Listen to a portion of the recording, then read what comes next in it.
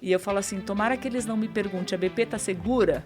Por quê? Porque ninguém tá seguro. Então é um problema muito maior do que só simplesmente punição. Acho que a punição Perfeito. com toda a minha opinião, assim, ficou há 10 anos atrás. Porque às vezes eu ouço assim, eu não acho que tem que ter Open Health, porque um vai ver o do outro. Eu pergunto o seguinte, você vê minha conta corrente? Fala pessoal, tudo bem? Seja bem-vindo a mais um Tech é Top podcast. Hoje a gente vai bater um papo muito legal com pessoas incríveis aqui. Você que está aqui nos assistindo, nos dando o seu tempo, o seu amor aqui em receber esse conteúdo. Curte, compartilha, se inscreve no canal e ajuda a gente a distribuir essa mensagem boa, que é mostrar um pouco da TI, uma TI verdadeira, mostrar um pouco da tecnologia, negócios. E conteúdo de qualidade. Hoje o tema vai ser bem legal. A gente vai falar aqui sobre o futuro da saúde com tecnologia. E para me ajudar a falar um pouco do tema e provocar convidado, eu queria apresentar para vocês o Jesus Garcia, que está ao meu lado. Seja bem-vindo, Jesus. Muito obrigado, Rafael. Um prazer muito grande estar aqui. Imagina. Prazer é nosso de receber você aqui. Muito obrigado de coração. Eu vou tentar resumir um pouco o currículo do Jesus aqui, que é o co-host de hoje, que vai me ajudar a explorar o tema. O Jesus, hoje ele está na Great People, né? Você está ligado em várias empresas do grupo GPTW, é isso mesmo? Isso. É a The Turing, é a Jungle. Me explica um pouco desse sistema. Nós temos 10 empresas dentro do ecossistema do Great People e somos parceiro oficial da Great Place to Work Brasil. Então, o nosso contexto é essas 10 empresas serem empresas complementares a tudo que a gente precisa de cuidar das pessoas dentro de outras empresas. Por exemplo, nós temos a Jungle, que é uma empresa especialista em saúde emocional, saúde mental. Nós temos, entre outras, consultoria, temos empresas de treinamento, nós temos uma editora. Nós temos várias empresas que se complementam. Então, esse é o contexto do Great People. Sim. E a empresa de inovação é a... E temos a The Turing. The Turing. A The Turing é uma empresa de inovação que faz parte do ecossistema. E essa empresa é bem bacana porque, primeiro, ela é uma empresa sem fins lucrativos. Segundo, ela vai buscar a inovação ao redor do mundo. A gente já teve... The Turing Tour em alguns momentos, visitando o MIT, visitando a Universidade de Miami, a Universidade de Toronto. Nós temos, inclusive, colaboradores fora do Brasil para buscar e trazer essas tecnologias. Então, a gente está bastante empenhado em trazer tecnologias para todo o nosso ecossistema e também para a sociedade. Aqui em off, o Jesus contou uma tecnologia que a The Turing tem, que é muito legal, que tem a ver com comportamento humano, com você prever situações, prever o que pode acontecer com alguma pessoa, com um colega, uma pessoa, entender o momento que ela está passando. A gente vai explanar um pouco isso, eu quero que você conte isso no episódio pra gente. Combinado, vai ser um prazer. Mas assim, quando a gente fala de currículo, o negócio é complicado aqui, né? Porque hoje a gente está com dois monstros da tecnologia, monstros no sentido, né, grandiosos. O Jesus, ele passou, antes de estar na Great People, ele passou pela Rede Santa Catarina, o Hospital Santa Catarina e as empresas do grupo da associação. Ele passou 3 anos pela Livraria Cultura. No varejo, ele passou pela Netshoes também, que era um varejo digital. Passou em uma empresa de pontuação, né, de fidelidade, que é o Múltiplos. Teve passagens em empresas de tecnologia fornecedoras e também passou aí eu acho que é a maior academia de tecnologia que eu conheço, empresa que formou mais pessoas em tecnologia de sucesso. Eu acho que eu não conhecia até hoje uma que tivesse tantas pessoas como o Grupo Pão de Açúcar. E você passou de 2002 a 2010, não foi isso, Jesus? No Grupo Pão de Açúcar eu fiquei 12 anos. 12 anos? Caramba. Então a gente tem alguma história para contar aí. A gente esteve com a Mara aqui. E a Mara, a gente estava falando sobre isso, né? Cara, incrível, né? Eu não sei o que tem na água daquele lugar, aquele prédio lá, cara, porque só saiu o gênio de lá. E eu tô falando com conhecimento de causa. Eu tive lá naquela época e cara, incrível. Não, isso eram grandes amigos, principalmente. Eu acho que a gente se conversa até hoje. E veja, né? Vocês foram pioneiros em tecnologia, em várias áreas, né? E sim. Foi a escola, assim. E o mesmo ambiente era agradável, né? O Abílio Diniz tinha, assim, vou dar um abraço aqui pro Abílio Diniz. Quem trabalha incrível em todas as áreas, não era só em TI, né? Acho que Sim.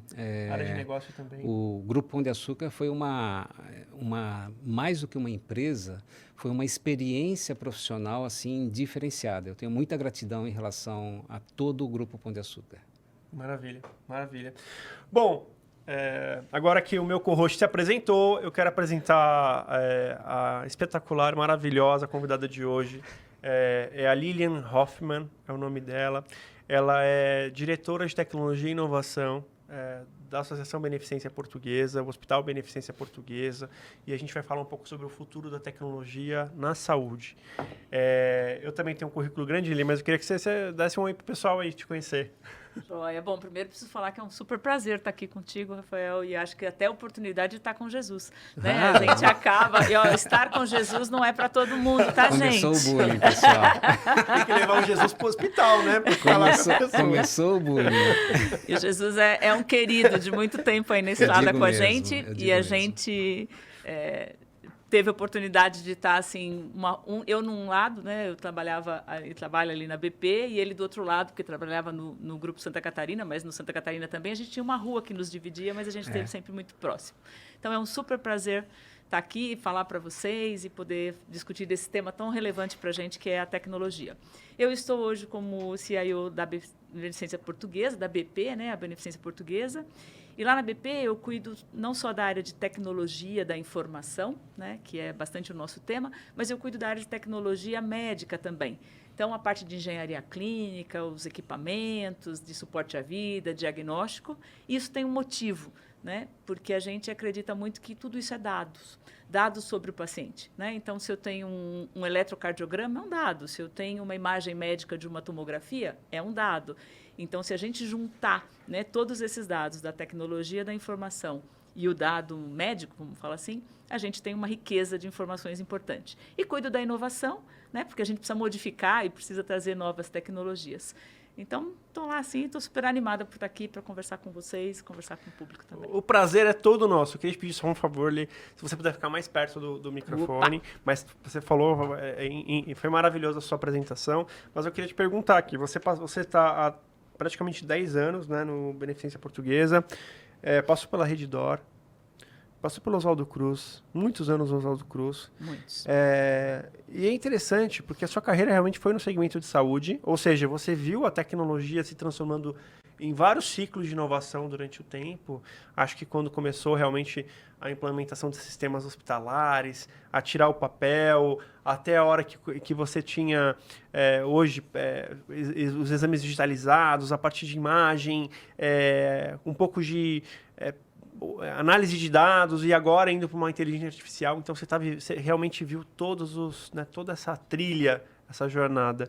E é interessante de falar um pouco com a Lilian, o que precisa ser para ser de uma diretora de tecnologia num hospital? Essa pergunta eu estendo para o Jesus, porque tem que gostar de gente, porque assim, você é formada pela USP em enfermagem voltada para obstetrícia, né? Então, você olha isso e fala, caramba, né? Não tem nada a ver com tecnologia, mas tem, né? Acaba tendo, né? Porque talvez, se você é um executivo de TI, mas não tem o tato com o humano, talvez não é o lugar certo para estar, né? De repente. É isso aí. Acho que tem sim, acho que essa minha formação, ela me ajudou muito, né, a entender o que é um hospital, quer dizer, quais são todas as facetas que tem, né, a doença, que é um momento que para todos nós é um momento difícil, né, de lidar. A gente, né, lida muito com aquilo que é bom, mas quando uma doença vem, então você tem esse momento de entender, e a tecnologia pode aportar.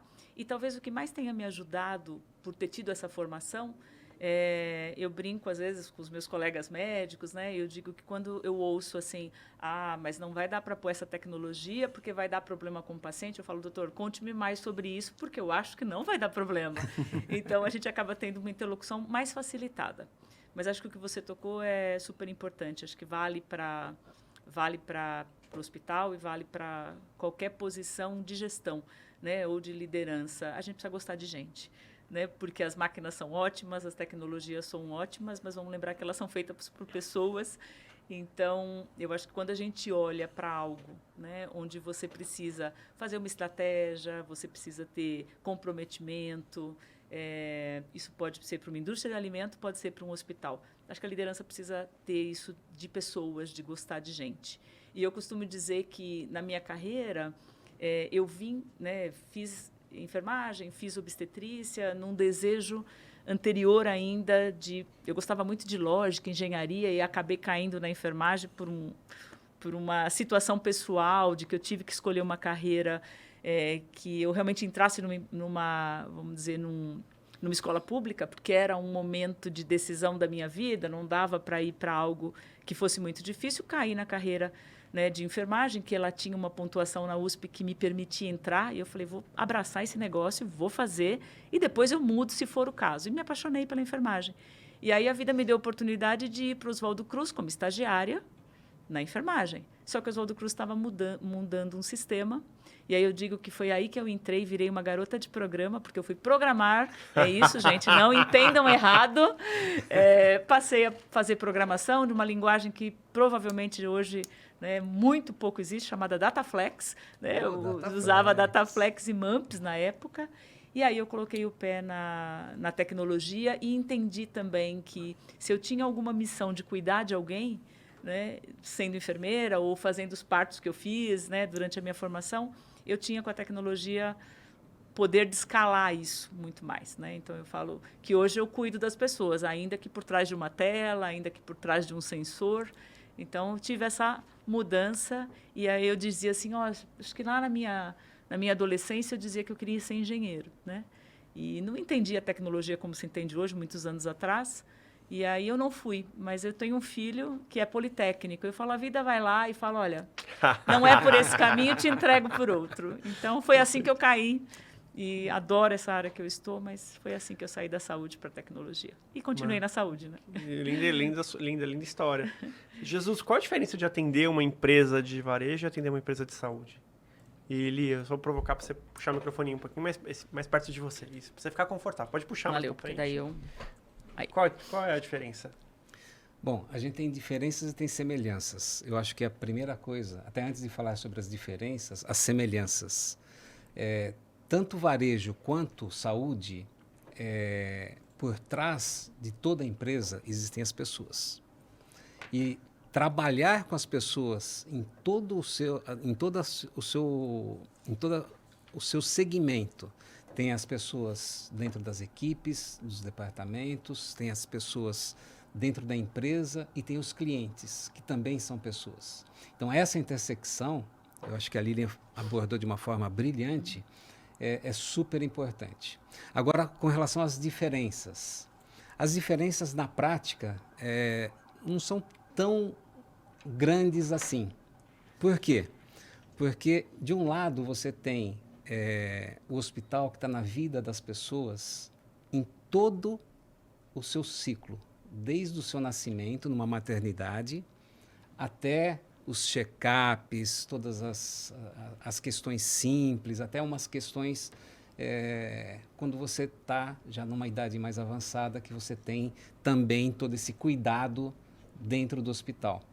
O varejo, ele tem uma intersecção bastante importante na vida também das pessoas, no seu dia a dia. Então, essa interface com as pessoas no varejo, ela ocorre de uma forma assim super fluida. Então, a gente tem abordagens diferentes para algo que é semelhante. São as pessoas. Mas eu até quero brincar, né? Assim, no varejo, o varejo é um negócio muito louco, porque vem uma promoção, a área comercial lança uma promoção, a gente sobe um build lá para resolver alguma coisa, uma condição comercial. Uma Black Friday, por exemplo, né? Sobe uma coisa com erro, não mata ninguém, né? Se subir alguma coisa com erro no hospital, vira uma Black Friday mesmo, né? Porque é negativo ali, né? É muito perigoso. Então, eu acho que isso talvez seja a única diferença. Mas, bem assim, eu falo isso, mas, gente, as grandes varejistas têm um mega cuidado para subir um build também. Aqui uma piada, né, do passado, mas é claro que quem trabalhou no varejo já subiu eventualmente alguma coisa com falha, porque acontece, né? Sim. Agora, no hospital, existem protocolos, né?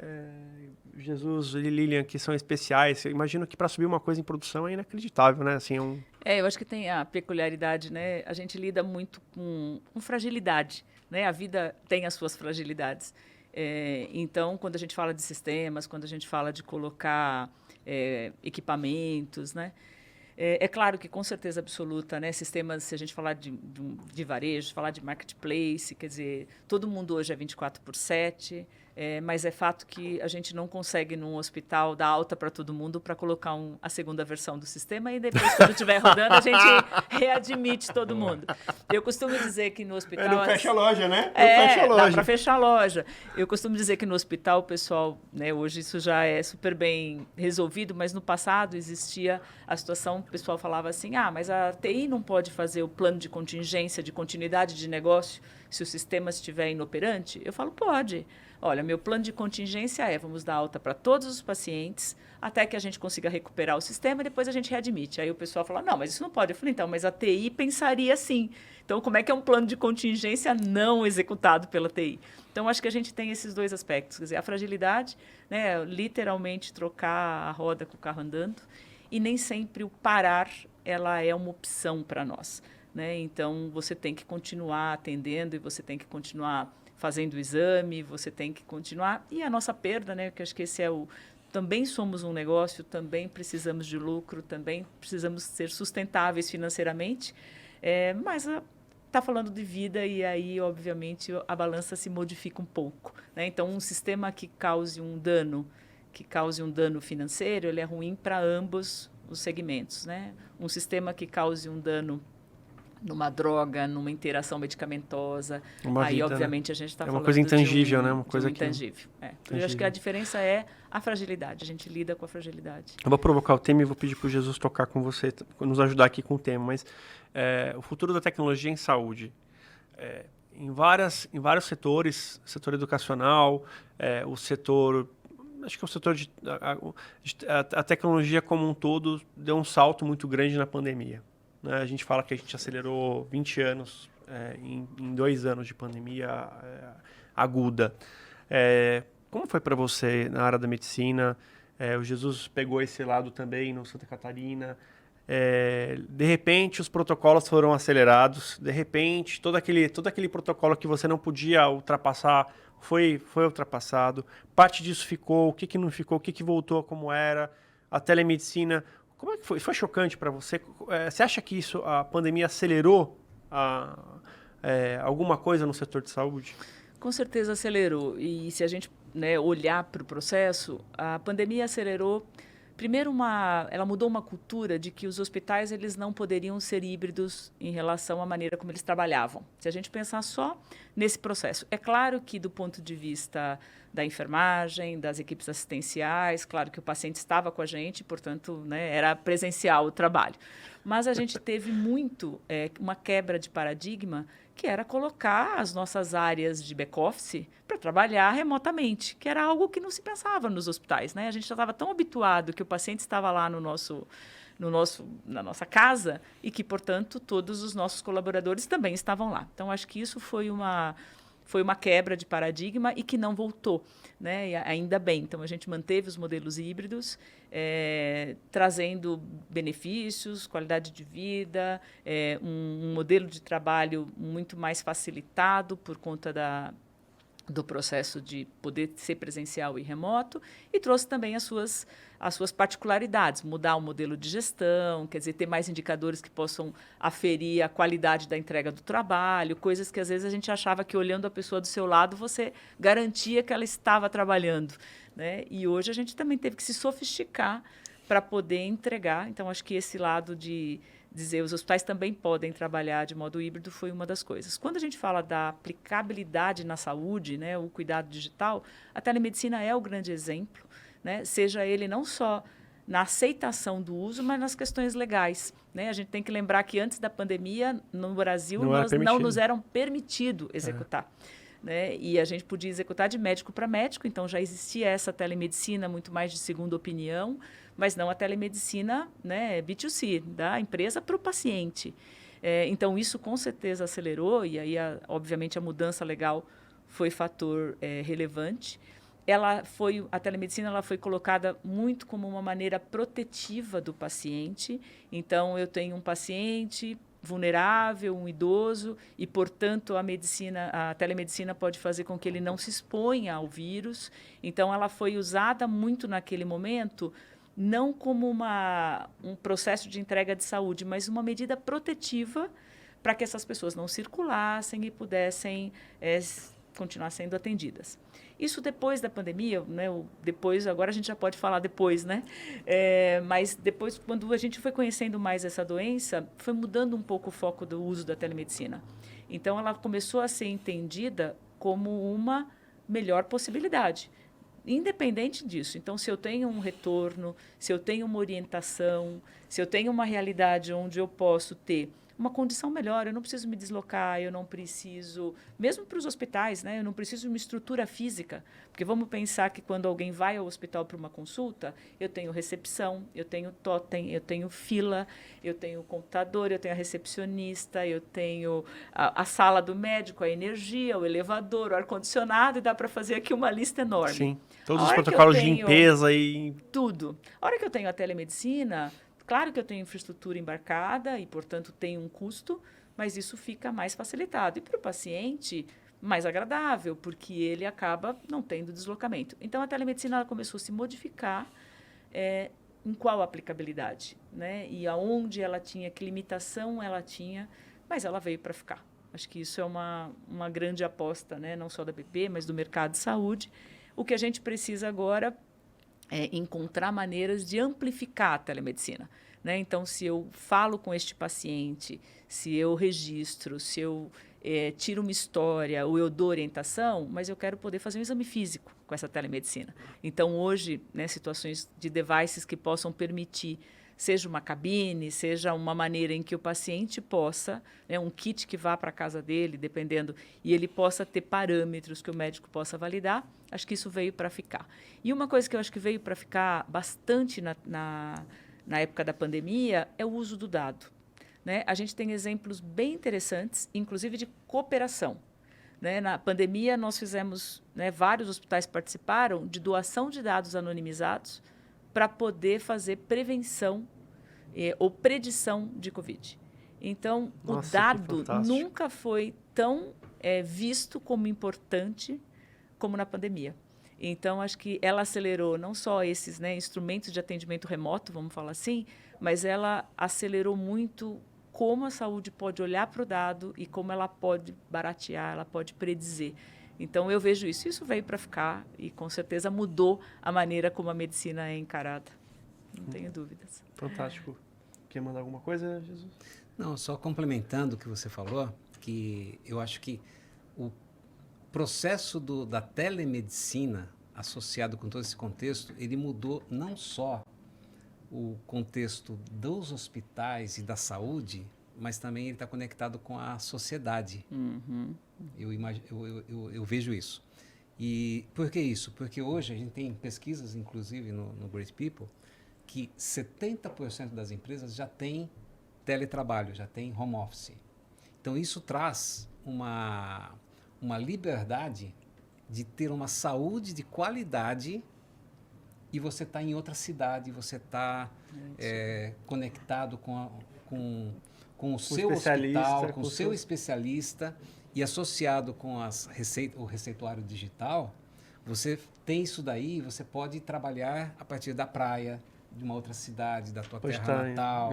Em outro continente, em outra né? Cidade, e até em outro continente, obviamente, mas do ponto de vista de saúde, dentro dessa malha do Brasil, eu acho que isso daí, o que a Lilian trouxe é espetacular. Deu acesso, super concordo. A sociedade mudou para isso. Lilian, você acha que... eu vi um dado essa semana, passou na Band News, eu estava ouvindo o rádio, eu vi um estudo dizendo que 50% das pessoas de classe média alta já tiveram acesso à telemedicina. E aprovaram, e gostam. Quando a gente olha para o número do SUS, do pessoal, né, de classe média baixa, apenas 13% tiveram acesso à telemedicina e aprovaram ali. Talvez muitos deles, se a gente for chegar no detalhe do estudo, eu não sei quem foi que fez o estudo, mas talvez nem tivesse sido propriamente o SUS, tivesse sido alguma rede popular de medicina, enfim, né? Mas tiveram acesso à telemedicina. Você acha que o futuro da saúde do país é a telemedicina? Ou seja, tem um poder tão grande isso, né? Como democratizar uma saúde que nunca foi assim, né? Eu acho que tem o poder, porque acho como o Jesus falou, né? Quer dizer, a gente tira as barreiras físicas, a telemedicina, se a gente colocar ela no contexto geral, né, de pensar em saúde digital, se a gente junta a telemedicina com sensores, se a gente junta a telemedicina com possibilidade de captura de mais informação, ou de dados, você passa a ter realmente uma amplificação de olhar para o país de modo, inclusive com uma saúde mais barata, que eu acho que isso é um dos pontos para a gente alavancar a saúde. Né? A hora em que a gente olha e diz, poxa, o que eu tenho que fazer para não repetir um exame? O que eu tenho que fazer para não fazer um exame desnecessário? Né? O que eu tenho que fazer para indicar, estou dando exemplo de exames, mas eu indicar uma droga, um medicamento que seja realmente necessário para aquele paciente, porque se a gente olhar a cadeia da saúde hoje, ela tem muito desperdício.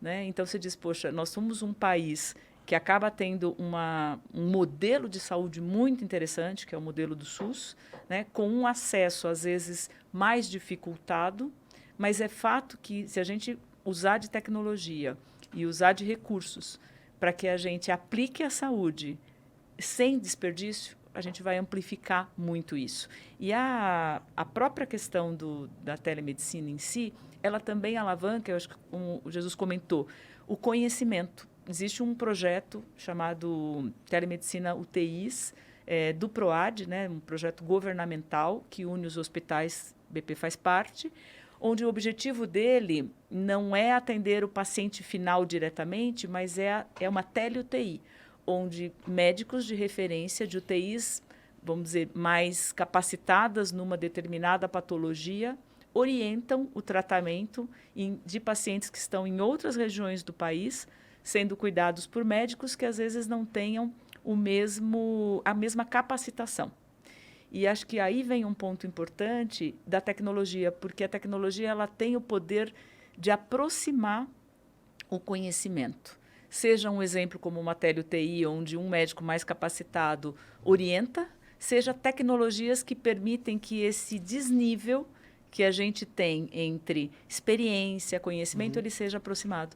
E acho que a tecnologia hoje e a facilidade, aí a gente pode colocar acesso, 5G, tudo que é conexão, né, e o próprio conteúdo do dado, vai diminuir esse espaço. E diminuindo esse espaço, a sensação é que o processo de acesso vai ficar facilitado. Fica mais fácil. Né? Eu vou provocar aqui num tema que é muito importante para a população em geral aqui. Acho que todo mundo que está assistindo o podcast vai se colocar nessa situação. A gente sabe que o Brasil é um país de uma diferença social muito grande. E quando a gente fala de capacidade financeira, a gente fala de vida, porque até então, estou falando até então, até as décadas passadas, até agora também, quem tinha mais condição financeira tinha mais chance de sobreviver num tratamento, tendo o melhor hospital, se bem que o Beneficência tem a parte filantrópica incrível também, ligada ao governo, ao SUS, mas tinha acesso a bons hospitais, e aquilo sempre fez a diferença. Mas tem uma patologia específica que isso praticamente leva a vida ou à morte. Ou pelo menos a sobrevida ou à morte, que é a questão da oncologia. É interessante quando você vê a esteira do SUS hoje. É um tema que me interessa bastante. Eu tive familiares que faleceram de câncer e a esteira do SUS é muito louca, né? Porque o paciente ele passa numa UBS, uma unidade básica de saúde. Aí o médico lá, ele identifica que tem alguma coisa esquisita e pede uma tomografia ou pede algum exame, né? Só que para fazer eu ia falar um palavrão aqui, essa tomografia demora no SUS quanto tempo agora? Esse é um gargalo de hoje, gente, tá? E absurdamente demorada a fila de exames no SUS hoje. E em qualquer cidade de São Paulo também, tá? O maior gargalo hoje, eu acho, do SUS é esse. Não é internação, não é nem cirurgia, é o exame. Até engraçado, cirurgia e internação no SUS até que está indo bem. O exame é que está indo mal. Teve um projeto do antigo prefeito, o João Dória, que era o Corujão da Saúde. Perfeito. O Beneficência fez parte desse projeto. Como é que assim, não parece uma coisa tão básica você ter um recurso tão caro num hospital privado de ponta e você usar um horário que ninguém usa, de um equipamento que vocês pagam milhões para ter ali, e dar acesso ao exame. O Beneficência deu um exame, não só o exame, né? O Beneficência deu o exame e um laudo de um profissional dos melhores do país, claro. Mas a partir daí você já consegue seguir com o paciente, para onde ele vai, né? Isso e como é que foi essa coordenação, a coordenação desse cuidado, eu acho que assim, olhar para, a gente pode chamar de linha de cuidado, de care pathway, o nome que a gente quiser é bonito, mas o fato é que a doença, né, ou o tratamento dela precisa ser enxergado como uma jornada e não como coisas pontuais, que é o exemplo que você está dando nessa dor. Quer dizer, esse paciente que procura uma UBS, que tem uma suspeita, ele precisa ser visto numa jornada toda. Então, o exame faz parte da jornada, depois o retorno de uma biópsia, depois o começo de um tratamento, depois uma radioterapia, uma quimioterapia, e mais do que isso, né, um pós. E se a gente quiser estender e amplificar um pouco mais, quem é o familiar dele que também está exposto a ter a mesma doença, porque é uma doença que tem, por exemplo, um fundamento genético que a gente poderia intervir antes e prevenir que esse familiar não tenha, ou se vir a ter, possa ser pregresso. Então, quando a gente olha para esse processo, precisa ser olhado como jornada. E acho que o exemplo que você está citando do Corujão na época é bem o que você está dizendo. Essas iniciativas do público e do privado é uma grande saída para a saúde, seja na esfera municipal, seja na esfera estadual, seja na esfera federal.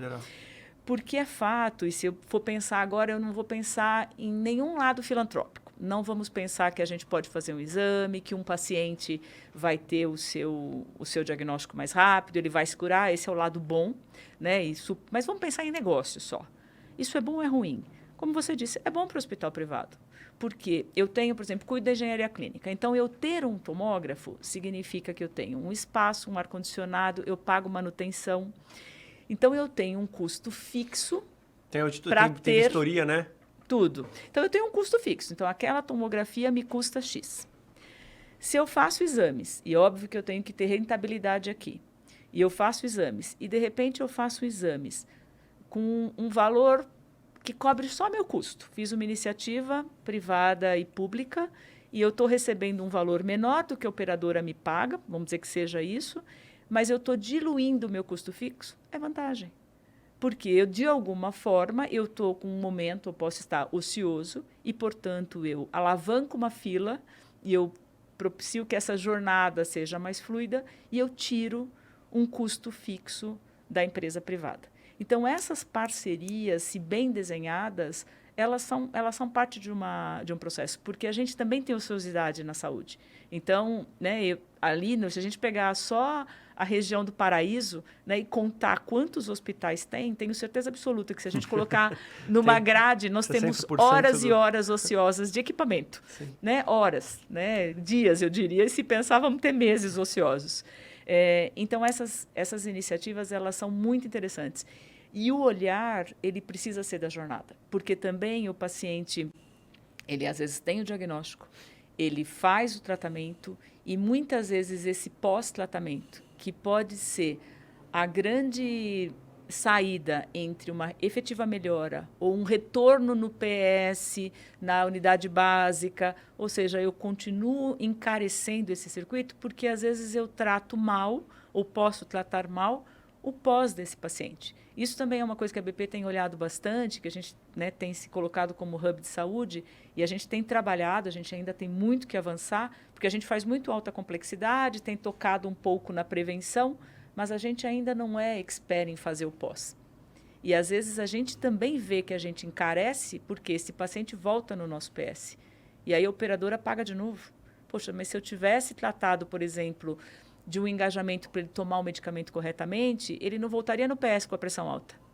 Mas a hora que ele teve alta da BP, eu não monitorei este pós, por exemplo, né? E a tecnologia pode ajudar nisso. E aí ele não tomou o remédio, e ele voltou no PS. O que acontece com a saúde? Gastamos mais. Então, acho que esse olhar da jornada... Monitorar também vai ter custo, mas vai ser um custo menor. Menor, porque você faz em escala, né? A tecnologia tem essa vantagem. Então, você diz, se eu vou monitorar se o paciente está tratando... A gente tem uma assistente virtual hoje que chama Maria, né? O Hospital Português, a assistente tinha que chamar Maria, gente. Que nome ia dar para assistente? Ótimo. Johnny, sei lá. Não, né? Tem que ser Maria.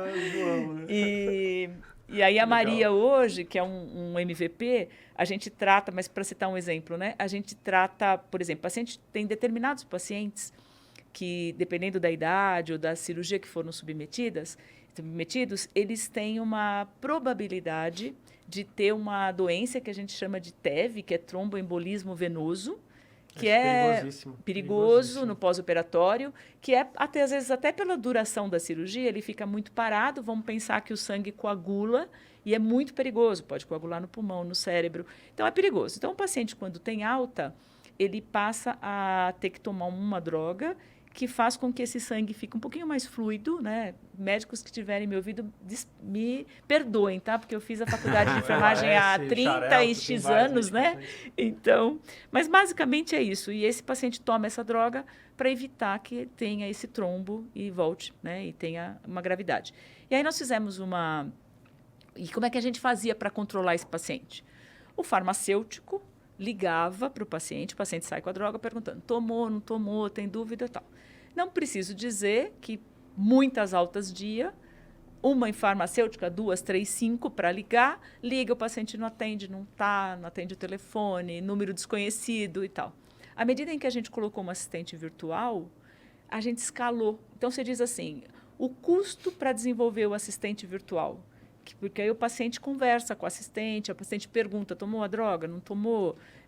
Se não tomou, e aí, obviamente, ele pode derivar, se ele quiser conversar com o humano, mas tem ali uma árvore de decisão, não vou nem dizer que é uma IA, porque se disser que é uma IA, não é verdade, é uma árvorezinha de decisão, que permite que esse paciente interaja. O nosso índice de adesão ao protocolo de TEV, que é o nome que a gente usa, aumentou muito.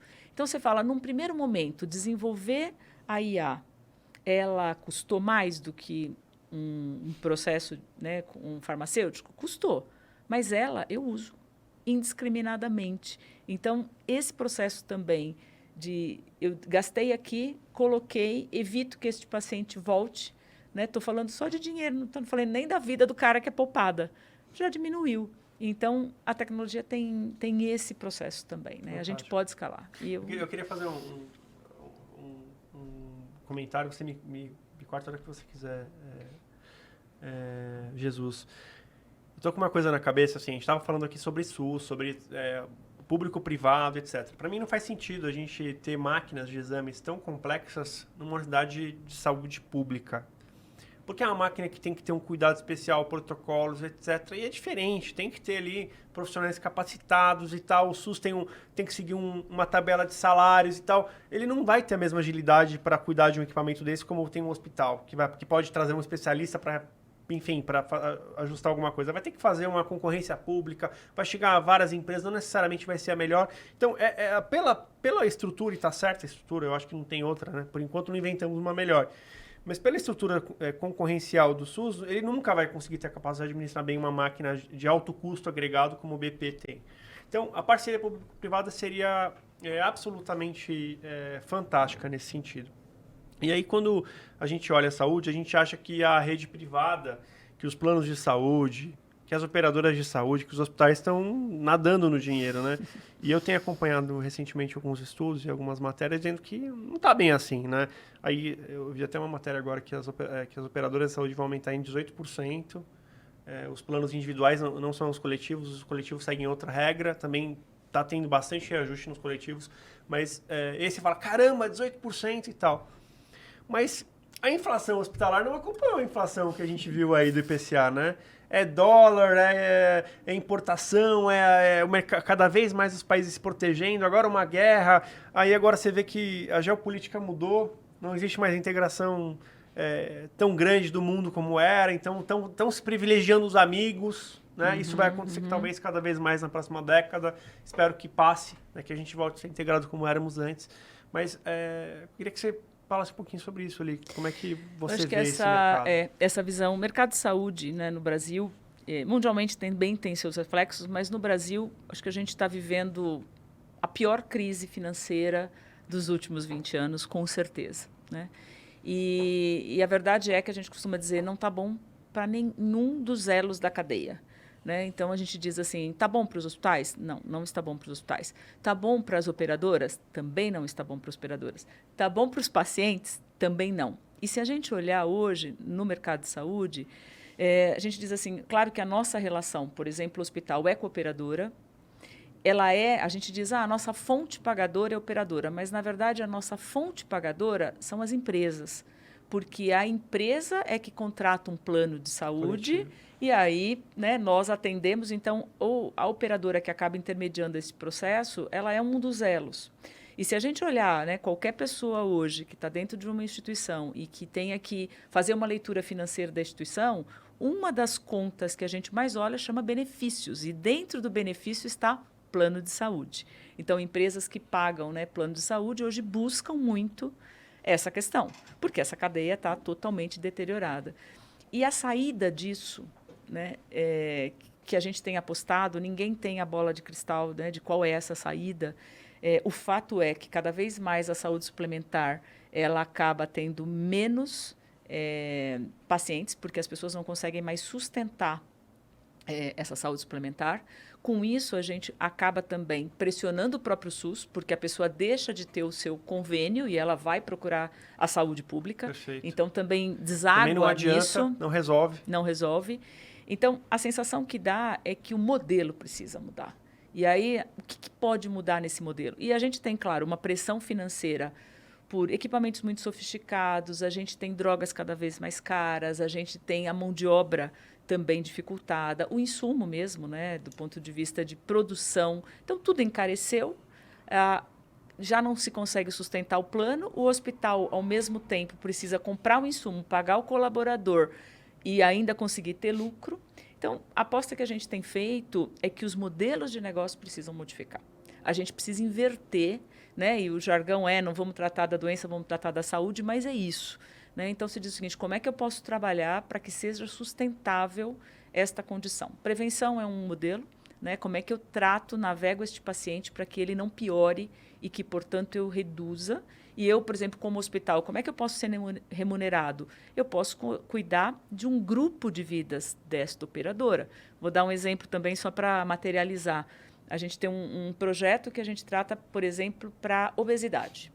Né? Então, se você olha, poxa, o paciente, quando desenvolve obesidade, ele traz junto com ele outros custos para a saúde. Ele fica hipertenso, ele tem problema osteomuscular, então ele vai ter problema no joelho, porque ele está pesado. Ele fica menos ativo, vai para o INSS. Menos ativo. Ou seja, exatamente, ele tem um reflexo no próprio processo. Ele pode entrar, né, numa situação onde essa obesidade pode comprometer a sua saúde mental, porque ele pode entrar, né, num mundo que infelizmente cobra tanto, né, a visibilidade e tal.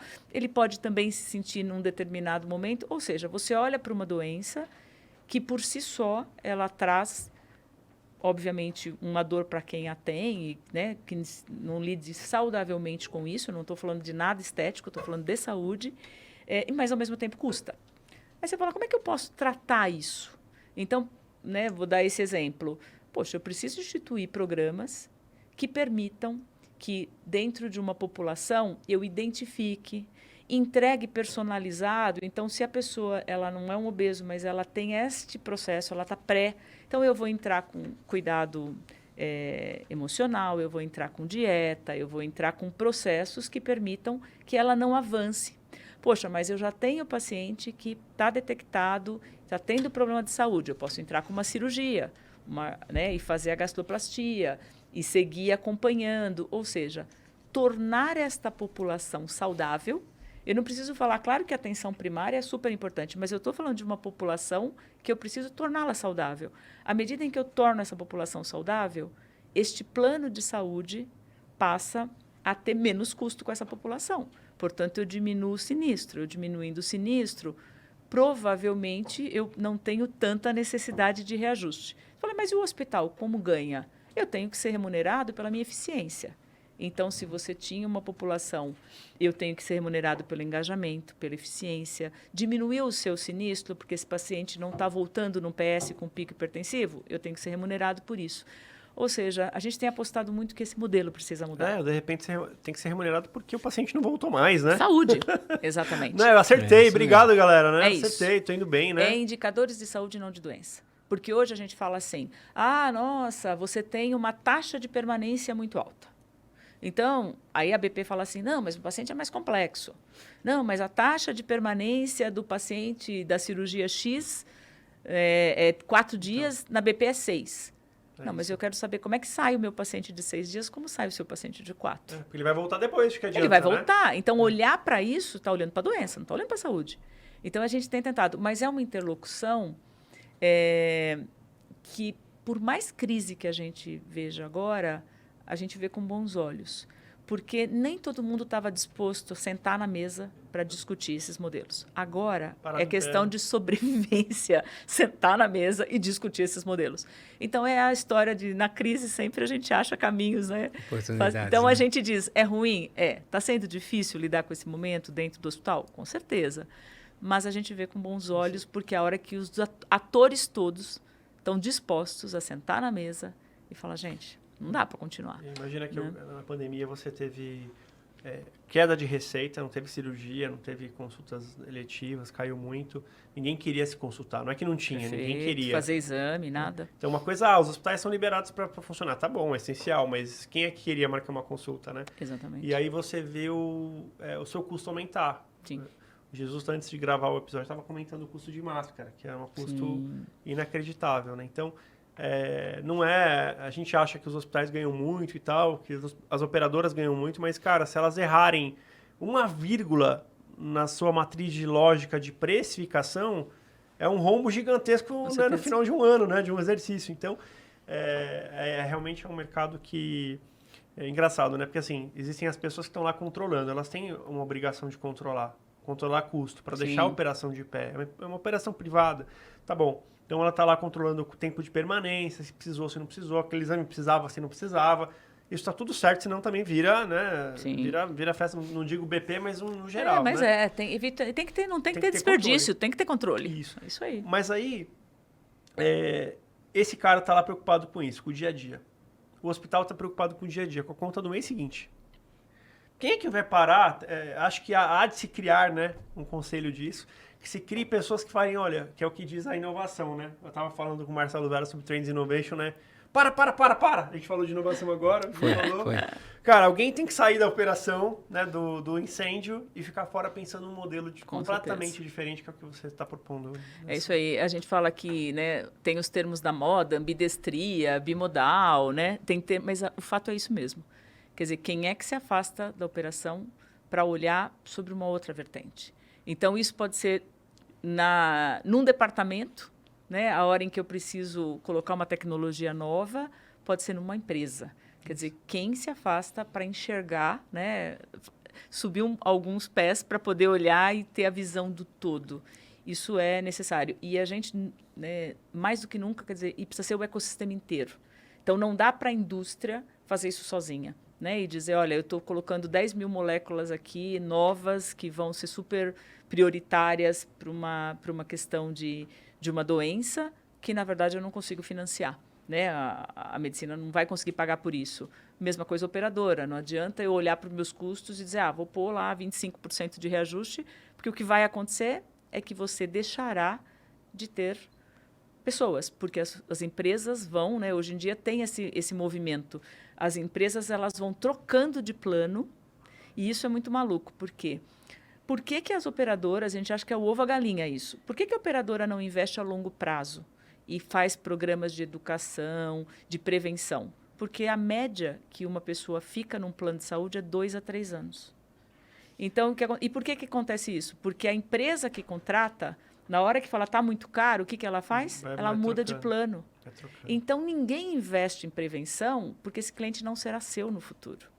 Então, isso precisa mudar. Porque aí eu fico trocando de plano, o outro não investe. Tem que trocar pela qualidade e não pelo preço, né? Isso é uma coisa bastante interessante que você está trazendo, Lilian, que é o seguinte. Esse é um mercado que ele é complexo. Porque se você observar, as pessoas estão acostumadas a ter uma relação de consumo direta. E essa é uma relação de consumo que o tomador do serviço, o paciente, ele conversa com o hospital, conversa com as clínicas, mas quem paga a conta é outro. Então, quem paga a conta, no caso de plano de saúde, é a empresa. Quem presta o serviço, intermedia tudo isso daí, é o plano de saúde. E aí começou a complexidade, né? E nessa complexidade, como que você equilibra tudo isso? E como que você equilibra nas duas formas? Por exemplo, se você tem qualquer conta de consumo direta sua, você consegue, eu vou usar e vou economizar aqui.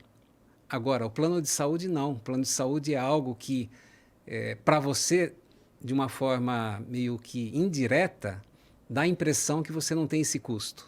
Só que, na prática, esse custo existe. Então, como que você vê, você já abordou isso daí, mas eu acho que, conectando as duas coisas, que é assim, como que esse mercado, essa interoperabilidade, esses dados todos, porque tudo a gente está falando sobre dados. Sim. Né? Eu fiz um exame em um hospital, eu vou em outro hospital, eu vou ter que fazer o mesmo exame de novo? Os hospitais estão se conversando? Os laboratórios conversam? Esse exame, ele é meu como usuário. Eu consigo, de uma forma automática, carregar para o outro hospital ou para o outro laboratório? Então, essa questão dos dados, ela até na minha visão, ela traz uma grande oportunidade de aumento da eficiência. Com certeza. Agora também ela traz um risco, que a gente estava falando um pouquinho antes, que é o risco da segurança dos dados. Como que você enxerga isso e você tem algum caso real para compartilhar com a gente? Legal, Jesus. Eu acho que você tocou em 2 pontos, né, super relevantes. O dado, com certeza, ele é uma alternativa de saúde, de melhorar o desperdício da saúde. Né? E se a gente olha hoje, a gente já teve mecanismos dentro do processo da saúde suplementar de tentar fazer isso pelo bolso. Né? Então, quando a coparticipação surgiu na nossa vida, ela surgiu no bolso. Então, diz assim, você falou lá para o médico, doutor, já não dá para o senhor fazer uma tomografia de corpo inteiro aqui para mim, porque daí eu já... Ótimo. Hoje em dia, esse exemplo é bacana. A coparticipação, o cara fala, mas eu preciso mesmo fazer esse exame, doutor, porque sabe que dói no bolso. Então, ainda não é uma maneira, né, de dizer esse exame é necessário ou não, mas o fato da coparticipação existir, ela começou a gerar um alerta de que a eficiência, e eu só posso fazer aquilo que era necessário. Porque tinha muito assim, eu fiz uma tomografia no hospital A ou no laboratório A, mas eu vou pedir para o médico pedir, não vou falar que eu fiz, que eu quero repetir. Porque o paciente também tinha ideia de que quanto mais, né, na nossa cultura, o diagnóstico, quanto mais eu faço... Até porque ele não está pagando a conta diretamente. Melhor é, exatamente. Sim. Então, e talvez não tivesse, no passado, antigamente, não essa acurácia tão boa como hoje. Né? Hoje não tem cabimento fazer 2 vezes no exame. A gente também, até pela própria sedução da tecnologia, né, muitas vezes, eu vou poder ter acesso a fazer uma tomo. Ou um raio-x, podemos falar de uma tecnologia mais simples. Só que o que aquilo tem... Né? O raio-x vai ser uma radiação ionizante em você. Ela pode ser feita? Pode, mas ela é uma radiação. Você vai receber uma radiação. Né? Você vai fazer uma tomografia com contraste, você vai receber um contraste. Se não tivesse problema, os operadores do raio-x não usariam aqueles... Exatamente. Você não assinaria um termo quando você vai tomar um contraste. Então, ele não é isento de risco. Então, não tem que fazer por brincadeira. Mas a gente vê, às vezes, o médico faz um bom exame físico, dá o diagnóstico, e às vezes o paciente fala, mas o senhor não vai pedir nenhum exame? Não. E isso tem que ser comum, não pode pedir. A hora em que a gente unifica o dado, a gente melhora muito isso. Porque se a gente tiver a oportunidade, né, de ver o dado em qualquer lugar, e hoje em dia eu digo que não é mais uma questão tecnológica. Né? Hoje em dia existe padrão no país, o padrão adotado é o FAIRE, existe semântica adotada no país, então laboratório, imagem, semânticas e padrões adotados. O que falta, talvez, né? E aí às vezes sempre me pergunto assim, de quem que você acha que tem que ser isso? Do governo? De uma big tech? Né? Eu acho que tem que ser do paciente. Eu concordo com você. Eu sempre tive esse posicionamento. Porque eu falo, ok, alguns dados serão governamentais para trazer, né, para cuidar, porque imagina uma política pública, imagina a dificuldade que é se fazer uma política pública com regiões com patologias diferentes, contudo, se eu não tenho um dado. Então, parte destes dados, sim, eles precisam estar sob o domínio do governo, chama de governo, né? Mas para que você possa ter, pode ser em qualquer esfera, para fazer eu tenho que atacar conhecendo por dados, senão eu jogo o mesmo pesticida para todas as lavouras. Gente, eu tenho um bicho aqui, né? Vamos usar o agronegócio agora, e outro bicho lá. Então, eu preciso fazer políticas de saúde corretas, então eu preciso de dado para isso. Mas a pessoa, ela tem que ser a portadora. E eu posso querer guardar meu prontuário na cloud que eu quiser. Agora, o que os hospitais, e que eu particularmente acho que a gente precisa de uma força de lei, essa é a minha opinião. Por que a saúde suplementar conseguiu ter o TIS? Porque tinha um interesse financeiro. Então, a terminologia única em saúde suplementar, o TUS, né, que é a maneira, para mim ela foi um negócio muito bacana, porque ela fez com que um produto consumido na BP, um produto consumido no Santa Catarina, no Sírio, no Einstein, e lá num hospital no interior do Mato Grosso do Sul, ele tem o mesmo codificação, ele tem o mesmo olhar. E, portanto, quando a saúde suplementar olha essa informação, ainda que com finalidade financeira, ela é única. Poxa, se eu tenho um modelo, eu como hospital, ser obrigado a fazer um sumário de alta, a fazer de uma consulta um processo, e eu tenho que dar para este paciente portável, então dentro de uma estrutura, para ele levar para onde ele quer. Hoje a gente não tem essa obrigação legal. Então, a BP tem um sumário de alta que o paciente vê? Tem. No aplicativo dela. E se ele está sendo atendido no Oswaldo Cruz? Eu não mando para o Oswaldo Cruz e nem o aplicativo consegue exportar e para pôr no sistema do Oswaldo Cruz. Então, o que adianta? Então, acho que isso... Você acha que isso não deveria estar no Ministério da Saúde? Porque senão o dado vai ser do governo, né? Mas eu acho que tem que estar com a pessoa, mas eu acho que a gente precisaria de uma obrigatoriedade para que os serviços de saúde entreguem este dado. A gente tem grandes exemplos, e aí eu queria que você fizesse uma comparação, por favor, entre outros segmentos. Você tem o segmento financeiro no Brasil, que é um dos mais desenvolvidos do mundo, onde você tem lá Banco Central e conexões que permitem que você faça PIX, que você faça TED, que você tenha interoperabilidade entre contas bancárias de bancos diferentes, você consiga enxergar tudo. Ou seja, é o que você falou, a tecnologia já existe, e no caso do segmento financeiro, eu vejo um pouco mais avançado nisso. Como que você entende isso aí? Concordo, e avançado, e acho que tem um aspecto importante do segmento financeiro, que ele também mitiga os medos, porque às vezes eu ouço assim, eu não acho que tem que ter Open Health, porque um vai ver o do outro. Eu pergunto o seguinte, você vê minha conta corrente? Ótimo exemplo. Não, concordo. E a gente está no mercado financeiro onde... E você é a dona da sua conta corrente. Sou dona. E assim, mas se eu entro no registrato, eu sei que eu tenho conta ou relacionamento com o banco ABCD. Beleza, mas você não sabe meu saldo, você não sabe, eu sei. Então, o que acontece? Eu acho que o mercado financeiro dá uma lição para a saúde muito clara. Né? Eu digo que, assim, quando surgiu aquelas caixas eletrônicos que atendiam, nem sei se ainda existe, que atendiam vários bancos, acho que até tem, né? 24 horas, a gente dizia assim, gente, é a mesma coisa. Você entra lá, se é cliente Itaú, Bradesco, o que quer que seja, você entrava no mesmo caixa, né? E você fazia o saque da sua conta. A interface é a mesma. A saúde precisa ir para isso. E quem é o regulador disso, né? Em termos do QV? Se eu vou passar um Pix para vocês, você vai me falar a sua chave, eu vou te passar.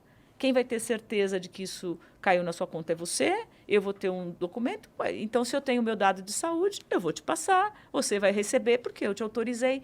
Ou seja, o mercado financeiro, para mim, ele dá muitas dicas de caminhos, e é aquilo. Como é que passou? Passou por uma estruturação, modelos, obrigatoriedades, né? Quando eu falo legal, estou usando nesse sentido obrigatoriedade, para uma finalidade, que era uma finalidade financeira, de facilitação. Tirou intermediário.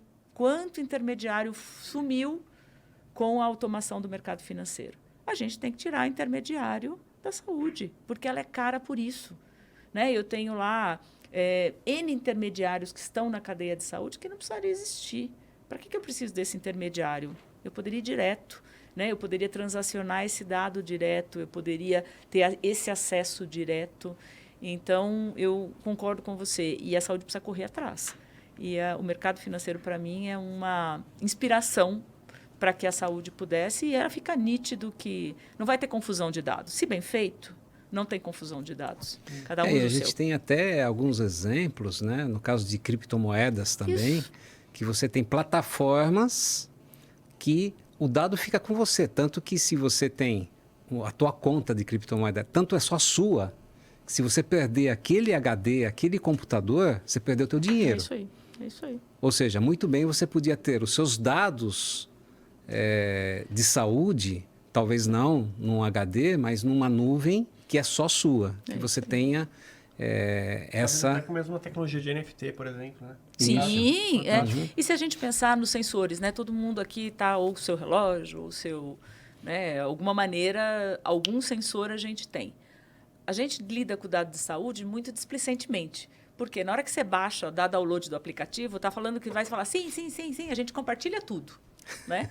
E aí os dados estão todos aí. Aí a gente diz assim, não, mas meu prontuário, aí a operadora vai saber. Meu amigo, hoje, as grandes produtoras de aplicativo, você fala sim, e quanto você anda, quanto você come, como você respira, ele já sabe. Então, assim, não é seu prontuário. Então, se o objetivo não quero que ninguém saiba da minha saúde, então deixe de ter qualquer tecnologia. Porque é fato que hoje... Se mude para uma chácara no interior do Mato Grosso sem bom, telefone. Mas...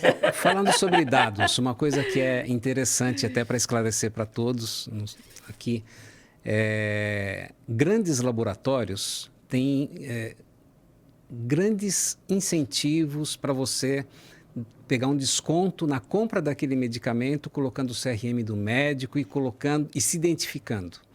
Como que essas coisas se conectam nesse mundo de dados? Porque, de um lado, eu estou tão preocupado em que a minha informação não vaze para os planos de saúde e também para outras empresas, mas, por outro lado, para eu ganhar um desconto, eu preciso estar cadastrado no laboratório. Eu estou dando o meu CPF, o meu endereço, o CRM do médico que está cuidando e qual remédio que eu estou comprando. Como que essas coisas se conectam?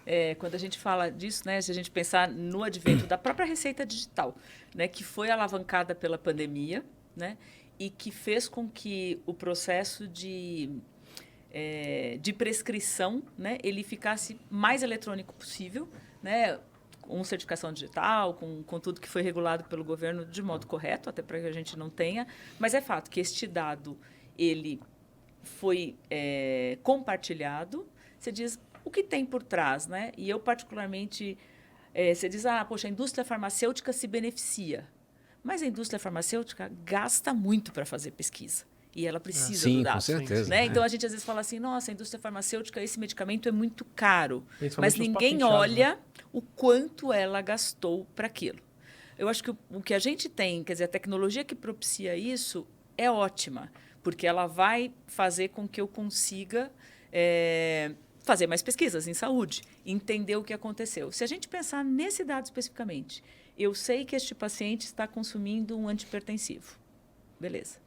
Concorda que se esse dado estivesse à disposição de um programa de saúde, onde ele é convidado a fazer um processo de prevenção, eu atenderia muito mais eficiente do que eu falar o seguinte, olha, eu sou uma operadora, quero fazer um programa de prevenção, vocês todos podem aderir.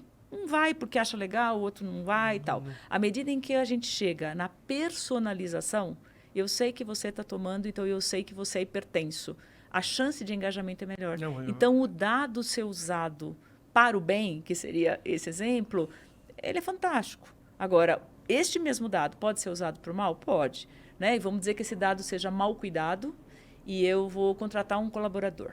E eu olho lá, tenho 4 currículos, todos são exatamente iguais, mas esse aqui tem uma baita de doença pregressa, esse daqui toma remédios antidepressivos todo dia e esses 2 aqui estão bem de saúde. Talvez eu, como recrutadora, preferiria os 2. E aí, imagina o que a gente vai criar no mercado se não cuidar bem disso. Porque, na verdade, todo mundo pode ter um processo e não é isso que faz, estou dando um exemplo, né, drástico de um processo seletivo. Aqui um pouquinho, quando a gente estava conversando, o Jesus comentou, né, sobre tecnologias que podem detectar, né, questões de saúde mental, que podem ajudar nisso. Isso é fantástico, porque a partir do momento em que eu utilizo, eu posso aderir a um tratamento, posso me sentir melhor, posso evoluir. Ao mesmo tempo, eu posso achar que isso vai me estigmatizar. Então, quer dizer, é o mesmo dado. Mas o mesmo dado pode ser usado para o bem e para o mal. Então, acho que tudo é isso. Por isso que quando dizem assim, Lilian, você é a favor de regulação em cima de inteligência artificial? Sou. Não para parar a inteligência artificial, mas para regular que ela tenha bom uso, que é um pouco diferente. Porque é fato, gente, a gente faz mau uso de pessoas também, né? Tem aquele que você educa e vira boa coisa, tem aquele que você educa e mata outro.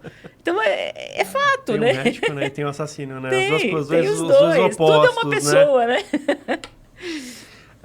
Lili, eu queria te perguntar, a gente está vendo casos de invasão de laboratório, a gente viu recentemente um caso, obviamente sem expor, porque é uma situação muito complexa, eu defendo as empresas, eu acho que é muito fácil a gente ter uma lei dura com empresas, mas a gente está chegando no nível da tecnologia que daqui a pouco não é um ser humano que vai tentar invadir, vai ser um robô de inteligência artificial que vai criar,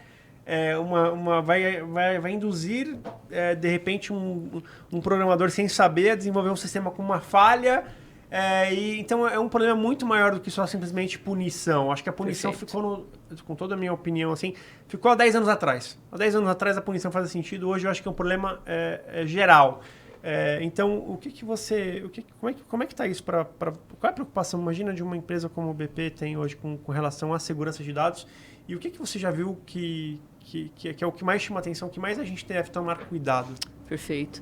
Quando a gente fala da cibersegurança em si, né, eu acho que assim, a gente teve um avanço, a Lei Geral de Proteção de Dados, ela foi um avanço quando ela põe o tema na mesa, né? Então, era muito comum nas empresas, quando a gente ia fazer uma interlocução sobre segurança da informação, muitas vezes a empresa dizer, poxa, entre eu comprar, eu reformar uma área, criar uma recepção bacana para a experiência do cliente e eu investir em segurança da informação, muitas vezes as decisões acabavam sendo nisso que era palpável do que nesses bastidores, né? Não era o que eu vivo na BP, mas eu tenho muito colega que fala dessa realidade. Então, quando a Lei Geral de Proteção chegou e ela veio regular e ela vem com sanções financeiras para quem não cuida bem, isso para nós de tecnologia foi ótimo.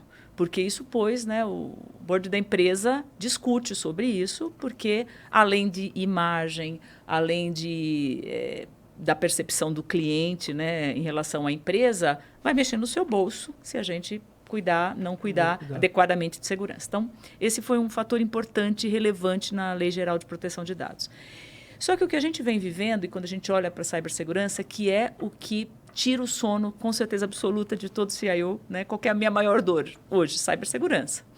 Porque é fato que a gente vive numa realidade onde o dado cada vez é mais valioso, seja ele para consumi-lo, né? Vender o dado numa dark web, seja para parar uma empresa, que são os ransomwares, para que eu tenha resgate disso e eu ganhe, na verdade, para te liberar e que você continue utilizando. Que no final também é financeiro. Que também é financeiro. E de reputacional.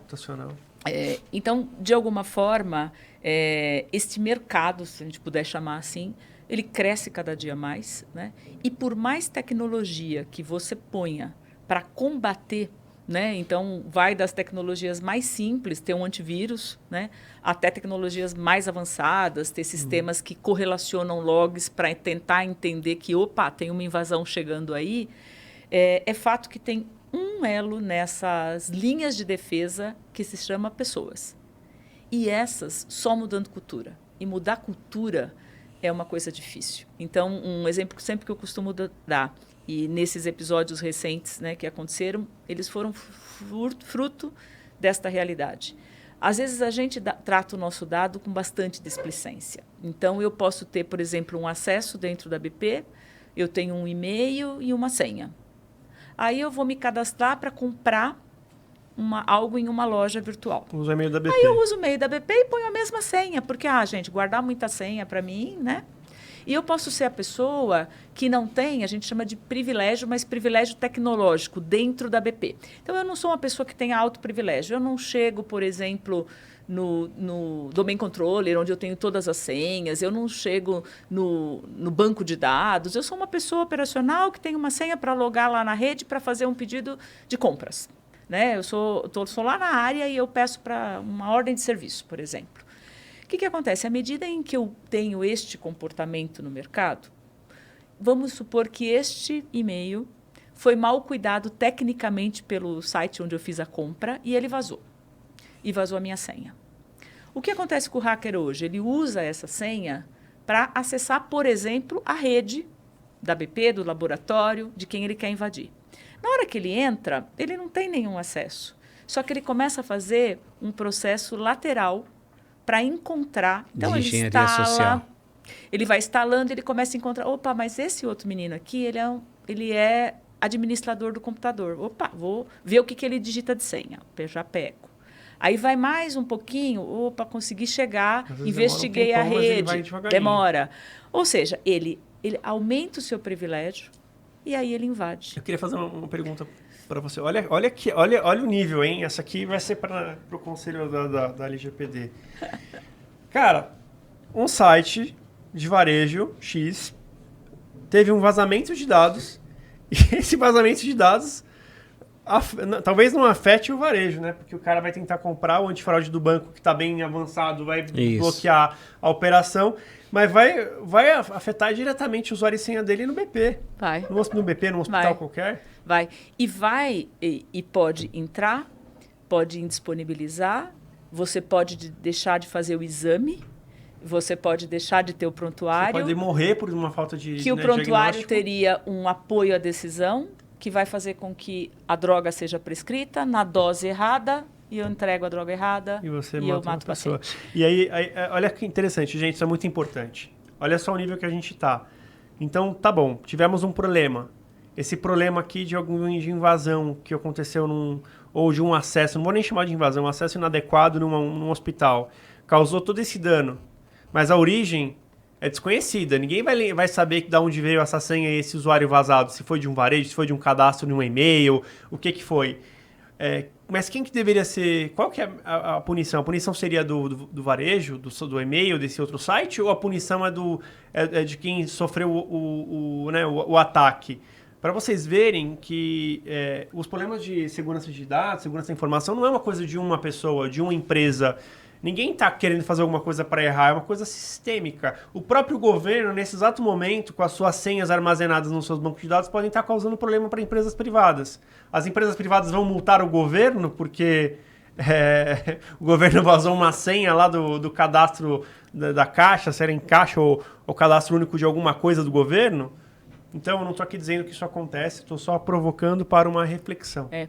E acho que a gente, né, quer dizer, a questão das propriedades, né, da informação que você tem, nós precisamos cuidar. Porque é fato que não adianta tecnologia nenhuma se você não cuidar daquela porta de entrada do seu dado, das suas senhas, não compartilhar, ter senhas diferentes. São coisas que, nesse exemplo, você acaba parando um hospital ou acaba parando um laboratório ou uma instituição com essa condição. Tem um caso americano de roubo de credencial de cartão de crédito, cuja invasão começou pelo ar-condicionado. Então, tinha um sistema de ar-condicionado. Sim, eu sei desse caso. Bem o cara entrou pelo processo do sistema que fazia a automação do ar-condicionado. Era uma senha. Imagina que, assim, a BP tem lá sistemas que controlam sensoriamento, tem de elevador, tem de ar-condicionado. Se a gente não cuida desse sistema, o hacker entrou por aí, porque era uma senha genérica, porque se usava para tudo. Entrou por aí, entrou na rede. Entrando na rede, ele conseguiu chegar no cartão de crédito e ele conseguiu explorar todos os cartões de crédito dos clientes dessa rede. Era uma grande rede de venda de produtos americanos, mas ele entrou pelo ar-condicionado. Quando foi feita a investigação forense, se descobriu que entrou, né, pelos sistemas que monitoravam o ar-condicionado. Então, esse cuidado... E aí o pessoal costuma dizer assim, né? Eu tenho... Daqui 2 dias eu tenho uma apresentação lá, segunda-feira, no Conselho. E eu falo assim, tomara que eles não me perguntem, a BP está segura? Por quê? Porque ninguém está seguro. Por mais investimento. Porque tem uma coisa também na tecnologia da informação que a gente chama de zero day. Então, o que acontece? O fabricante de um sistema operacional descobre, porque o hacker ficou tentando e achou uma vulnerabilidade. Ele tem alguns dias para ele conseguir resolver a vulnerabilidade, publicar, a gente tem que baixar, aplicar a patch de correção e aí está no ar. Isso é dias. Então, o que acontece? Nessa hora, o mundo está descoberto. Né? Teve lá os porque a informação já foi famosos. Divulgada como risco. É. Se o hacker ele for mais rápido do que os técnicos das empresas... Não tem como, que o zero day sempre é o risco, então não tem risco zero. Aí diz assim, eu brinco e falo, então beleza, risco zero, vamos tirar todos os nossos celulares, já desliga o seu, né? Não tenha. Risco zero significa não usar tecnologia. Então, o que a gente precisa é criar camadas de defesa, trabalhar muito na questão da cultura, do treinamento, phishing, gente, que é aquele e-mail lá que fala que vai te vender uma TV 4K, 8K, 16K, 32K, nem sei se existe, por R$700, não clique. Porque você clicou, instalou na sua máquina, o cara vai indo e pega. Você citou uma coisa que eu acho que esse podcast ele tem um lado de alertar as pessoas e levar conhecimento que é muito importante. Então, pegando o exemplo que você colocou e colocando em outro cenário, seria o equivalente a você pegar a chave da sua casa, ser igual à chave da casa da praia, ser igual à chave... E você ainda faz Airbnb, né? Do casa carro, da praia. Do escritório. Então, é uma única chave, porque faz a comparação da tua vida pessoal com essa situação profissional. Perfeito. Então, se você tem a mesma chave que abre o carro, abre a tua casa, abre o teu escritório, a casa da praia, a casa dos seus pais e assim por diante, imagina o dia que você parou o carro no manobrista, fazendo uma comparação, e alguém teve acesso, não o manobrista, mas alguém teve acesso a essa chave. E pegou essa chave. Acabou. E o restaurante vira para você e fala assim, olha, eu tive um incidente de segurança da informação. Alguém teve acesso à sua chave, porque você é comunicado quando aquele varejo, quando aquele e-commerce, ele foi, pela LGPD, ele tem que comunicar a você. Aí você vai lembrar, fala assim, poxa, em quais lugares que eu usei a mesma chave? E aí você tem que sair mudando a fechadura de todos os locais. É engraçado você falar esse caso, porque recentemente isso é uma das coisas que mais está acontecendo. Exatamente. Alguém tem acesso ao banco de dados do Detran, uma organização criminosa, tem acesso, isso está acontecendo agora. Exato. O cara vê a chave do e se alguém usou e vai na sua casa. E voltando à comparação de dentro da BP, se alguém usou o e-mail da BP para fazer uma compra nesse comércio eletrônico e foi invadido, e o comércio eletrônico ele cumpriu a lei de te comunicar que aquela tua credencial ela foi exposta, ele fez a parte dele. Agora você tem que fazer a sua parte. E agora, a minha visão, tá? Colocando aqui, eu acho como que você mitiga isso? Você não usando, primeiro, as credenciais da empresa para outras coisas. Primordial. Credencial da empresa é da empresa. É para a empresa. Então, se eu tenho um e-mail da empresa, eu não vou fazer uma compra no comércio eletrônico usando o e-mail da empresa. Então, aqui eu deixo uma sugestão Perfeito. de Como é que segurança. você fala isso para todo mundo, né? É desafio, né? Esse é o desafio.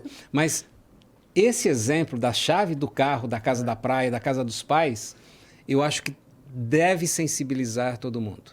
Com certeza. E a partir do momento que você expõe esse risco, você automaticamente expôs toda a sua linha de relacionamento dentro da sua vida.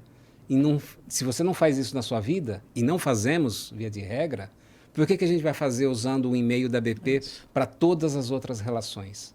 Então, tentar conectar uma coisa com a outra. Uma sugestão. É absolutamente fantástica a colocação. E uma coisa que eu ia perguntar para você, como é hoje as devices no hospital? O hospital eu sei que é um dos ambientes com o maior número de devices. A gente sabe que para a segurança da informação, quanto mais devices numa rede, inclusive a mesma rede, é pior. Como que é isso? Já teve invasão em device, não necessariamente no hospital que você trabalha, mas em outros que você ficou sabendo? E se existe alguma forma de que vocês pensam em separar a rede, como é que vocês pensam hoje? Hoje em dia, um grande ofensor, né, de cibersegurança em hospitais são os equipamentos. E eles são por 2 razões, talvez 3 razões. A primeira, acho que mais importante, eles são vistos como devices inofensivos. Então, assim, todo mundo tem medo de um desktop, porque, vai ter vírus. Mas ninguém tem medo de um monitor cardíaco. Porque, ele é tão bonzinho, ele vai medir. Então, começa por aí. Né? O olhar que se tem para o dado médico, né, o equipamento médico, ele já é um olhar de uma coisa para o bem. Então, muitos hospitais acabam apartando e a segurança da informação não engloba o equipamento médico. Então, isso é uma das coisas, assim, independente, né, eu brinco e falo, a engenharia clínica está comigo, então o meu olhar... Isso é uma grande vantagem em relação a vários hospitais, né? Viu? Mas esse olhar de que esses equipamentos são ofensores, acho que é a primeira coisa. Precisa entender que eles são ofensores. Esse é um fator. Segundo fator, a indústria de equipamento médico. Se a gente pensar nas 3 letrinhas da segurança da informação, confidencialidade, integridade e disponibilidade. Quando a gente fala de um banco, a gente quer as 3 coisas. Eu quero a confidencialidade, eu não quero que você saiba meu saldo, que é pouco, viu, gente? Estou falando toda hora do saldo, vocês vão fazer uma ilusão, esqueçam. Confidencialidade. Eu quero que seja íntegro, né? Eu quero que, se eu estou transferindo dinheiro para o Jesus, eu não quero que vá para você. E eu quero disponibilidade, eu preciso agora mandar um Pix. Então, a gente quer as 3. E a gente quer no mesmo nível. Eu não quero ter um banco super disponível, mas o dado não é íntegro. Eu não quero ter um banco íntegro disponível, mas o dado, nenhuma confidencialidade, publica meu saldo. Quando a gente fala de saúde, a gente põe a disponibilidade na frente. Então, a gente diz assim, mas se eu não pôr este monitor cardíaco na rede e pôr, o paciente vai morrer. Então, a gente tem, a indústria acaba trazendo a disponibilidade num nível maior do que as outras 2. Com isso, a indústria vem se modificando, mas ela ainda é imatura. Quando eu falo indústria, eu estou falando dos fabricantes, na questão cyber. Então, a minha interlocução com qualquer um da indústria ou a minha interlocução com a indústria de tecnologia da informação é totalmente diferente. Se eu sento para conversar com grandes empresas de tecnologia da informação, é muito mais simples falar de cyber.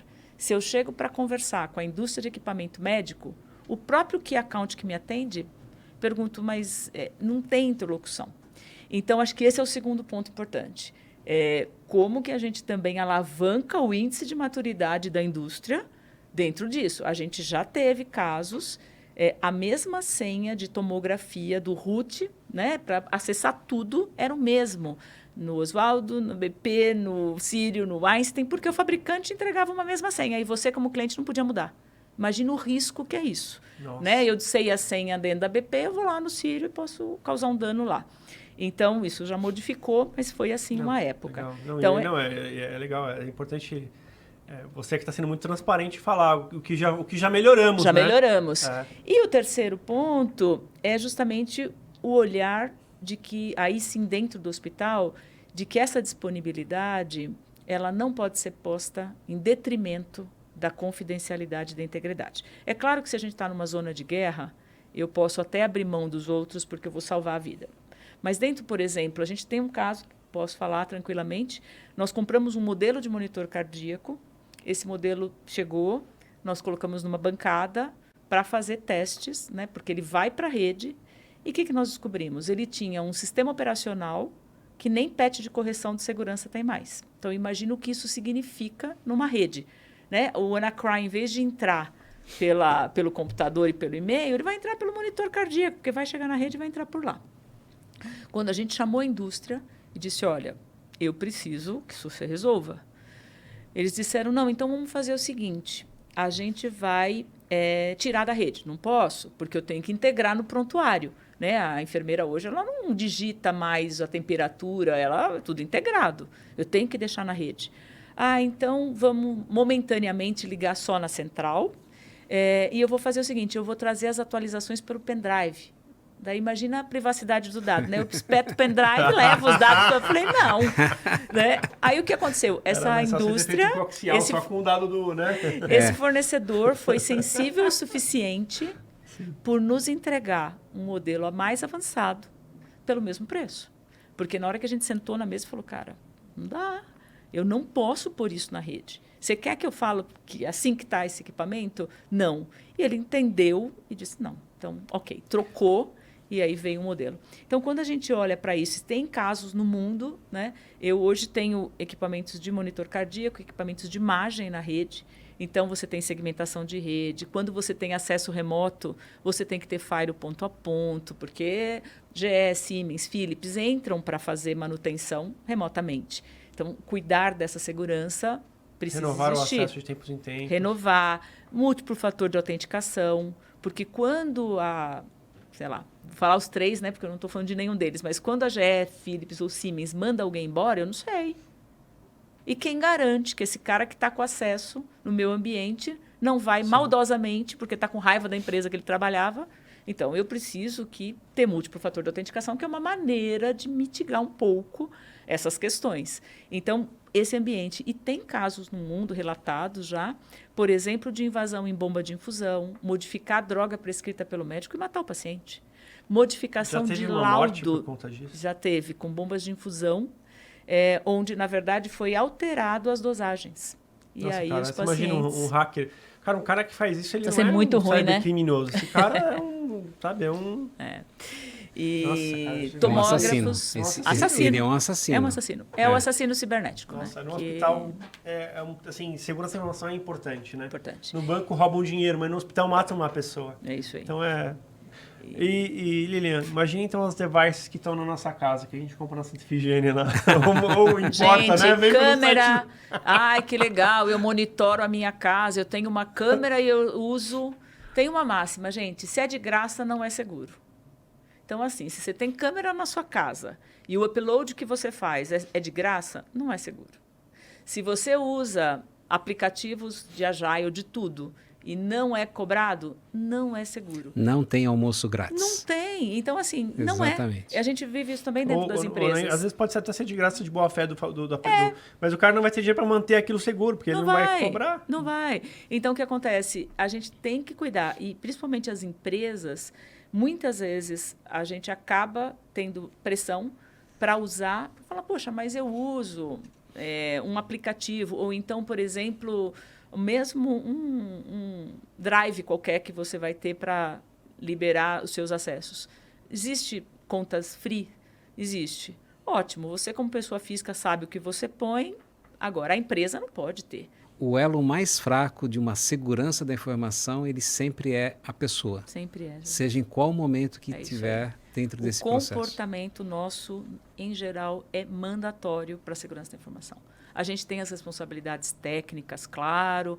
Você tem, né, que ter os seus firewalls, os seus antivírus, as suas inteligências, os seus monitoramentos, mas é o comportamento das pessoas. Não adianta você colocar melhor tranca na sua casa se você deixar a chave embaixo do capacho. É isso aí. Eu queria provocar agora. A cibersegurança é um tema que a gente tem que ter um episódio só para falar disso. E eu queria dar já os parabéns ao Beneficência Portuguesa por ter uma profissional como a Lilian, que está absolutamente antenada a tudo que acontece nesse segmento. Deve ser um desafiador. Você deve ficar estudando de madrugada, né? Porque não é um tema fácil, né? E eu reforço isso, viu, Lilian? Olha, é uma referência no segmento de saúde. Parabéns. Imagina, né? O Jesus, que também passou pelo segmento, elogiando você. Realmente, eu estou impressionado com o seu conhecimento técnico. Vocês são delicados, é isso. Não, somos verdadeiros. Sinceramente falando. Um ponto que eu queria provocar aqui para a gente ir para o último bloco do episódio, mas um bloco que eu acho que é legal. É o bloco do futuro. O futuro que eu digo no questão de medicina personalizada, a gente chegou a pincelar agora, mas voltado para as moléculas. Como é que você acha que vai ser o mercado das moléculas, das medicações específicas para cada paciente? O paciente na doença tem, mas para aquele paciente, aquela molécula desse jeito vai trazer menos efeito colateral, enfim. E também a questão do RNA mensageiro. Esse a gente não falou, eu tô te pegando de surpresa aqui. Olha o que aí, você acha olha disso? aqui, eu pensando aqui, vamos ver. Eu acho que assim, a personalização da medicina, ela é hoje já uma tendência na oncologia, né? Ela acaba tendo essa realidade. Então, os painéis genéticos hoje, eles já teve momentos em que isso era muito caro, né? Então, para a gente fazer um sequenciamento, para poder ter um painel genético, era muito caro. Hoje isso já veio barateando, né? Hoje em dia já é possível. Obviamente, eu não conheço, né, detalhes, mas eu converso bastante com o Dr. Benedito, que é um médico que é assim, uma delícia conversar com ele, porque ele é uma sumidade nessa área lá na BP.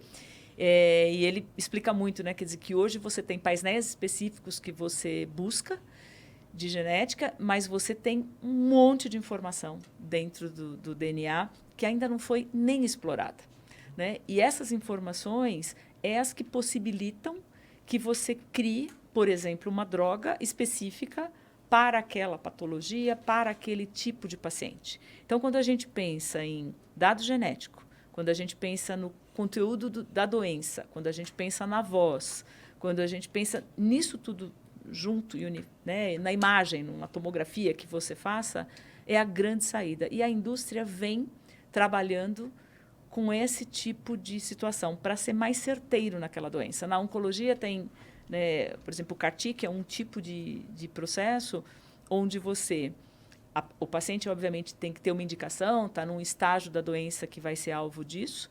Quer dizer, você colhe, né, mitigando muito aqui como funciona, mas você colhe o sangue deste paciente, você manda, o laboratório cria um processo dentro vamos dizer, da célula, né, sanguínea, para que quando isto é de novo injetado no paciente, e é só para aquele paciente, ela combata, né, a doença. E com grandes resultados. Claro que este processo todo ainda é caro, mas eu ouvi o Dr. Benedito falar uma coisa, estou dando o aval dele, porque ele me disse isso, eu achei muito interessante. Ele falou o seguinte: até na saúde pública, a genética poderia, o genomas em si, poderia diminuir o custo. Ele deu um exemplo assim: quantas mulheres, ele citou, né, dizendo Pérola Byton, porque é próximo de nós, ali na ele falou assim: quantas mulheres vão ao Pérola Byton porque têm um câncer de mama, são tratadas, mas a filha dessa pessoa,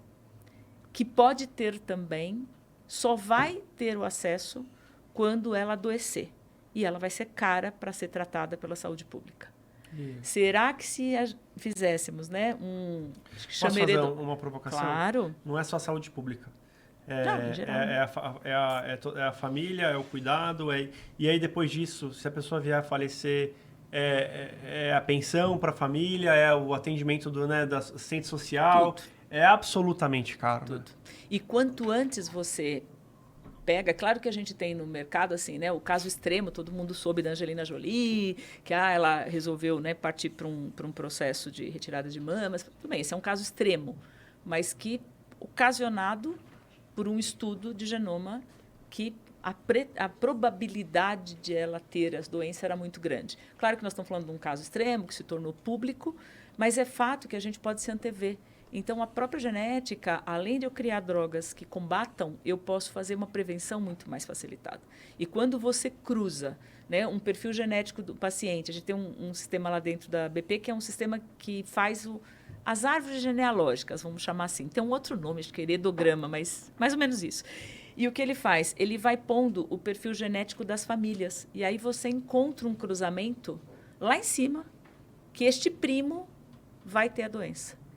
A partir disso. E aí, quando você age neste paciente, você modifica totalmente o curso desta doença ao longo do tempo. Né? Então, isso é muito bom. E eu não sei direito o que é o RNA mensageiro. Eu faço o quê com essa sua pergunta agora? Explica para mim, vai. Deixa eu salvar a vida dela um pouquinho aqui. Ai, gente, olha que beleza. Ela sabe mais que a gente. Aliás, a gente não precisa saber tudo. Guardem isso. A gente tem que conhecer quem sabe. Essa é a chave das coisas. Conte. Até para descontrair um pouco, no século passado, o índice de mortalidade, as pessoas viviam até 40, 50 anos, muitas vezes. e esse número vai aumentando. Onde a gente vai parar? Boa, longevidade. Boa. Porque hoje Boa. é normal pessoas chegarem a 100 anos. E com o avanço da tecnologia, com o avanço dos medicamentos, com o avanço dos estudos, do mapeamento genético, será que a gente vai dobrar isso? Ou talvez até viver para sempre? Como que vai ficar a sociedade numa situação dessa? E isso liga com a questão do custo, né? Tudo. Porque antigamente um plano de saúde, se as pessoas viviam naturalmente menos, custava menos. As pessoas viviam mais tempo com doenças crônicas. Perfeito. Isso traz desafios, né, no próprio mercado de trabalho. O tal do etarismo, né, que é o nome que tem se usado. Né? Eu estou preocupada. Na previdência etarismo social. É assim, por exemplo, eu estou preocupada, gente, que daqui 2 anos eu faço 60. Aí eu penso, gente, o que será estamos que juntos, então. ó. O que a Denise pensa disso? Eu pergunto para mim mesma, né, que é a nossa CEO.